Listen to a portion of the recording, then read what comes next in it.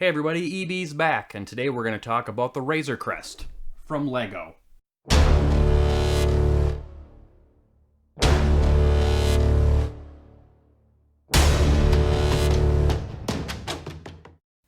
Well, as I've said a few times before, I'm a big fan of The Mandalorian, and when I saw this was coming out, I ordered it not immediately, but shortly before it was actually going to be released. I kind of him and hawed over it a little bit because it was kind of expensive. I believe it was over $100.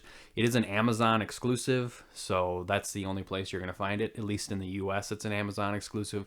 Um, you know, I finally pulled the trigger on it, and I am not disappointed. After I did finally open it up and assemble it, it is freaking sweet. So I do not regret it whatsoever. I don't have a lot of Legos. As you may have noticed, I'm more of a Mega Constructs kind of person just because they have more of the IPs that I'm interested in. But I'm not a huge Star Wars fan. But with the Mandalorian, that changed my mind significantly. So, like I said, Amazon exclusive. I'll put a link in the description below, but it is, I don't think it's limited. It's just limited availability through one retailer. And I would not wait too long in case I'm wrong, because a lot of Star Wars stuff does seem to sell out and fetch a pretty high price in the secondary market like eBay and whatnot. Well, the first thing I was greeted to when I opened the package was this ginormous manual for putting it together. And it was how many pieces is it again? I think 1,500.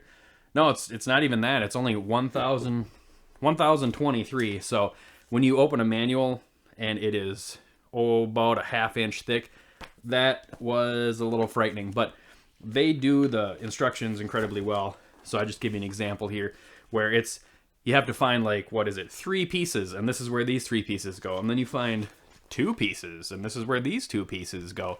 So because of that, there's a lot of instructions that go along with it.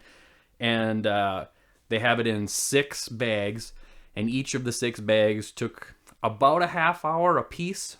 So the whole time was about 3 hours to assemble it. I wasn't going for speed. I was just kind of going with the flow and having a good time. So with that, I was actually pleasantly surprised it took about 3 hours. Because, like I said, with the manual, man, it looks like it's going to take days and days and days. I did do this over a couple of days, but it was only, I think, one evening and then the morning the next day. With the instructions, they're super easy to follow. It's broken up into 6, it wasn't 6 specific bags, but 6 numbered sections. So you have section 1, I think, had 3 bags, and they're relatively small. You have a big bag of stuff, and there's a couple of small ones in there, and then you build a couple of figures, and then you build a section of the ship, and it's pretty sweet.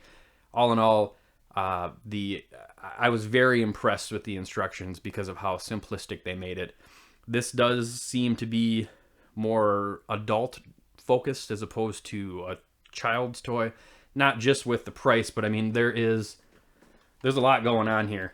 Try not to drop anything, but you can open the side, and open here, and open here, and the whole side opens. The whole side opens on the other side, and then you have pieces that come out.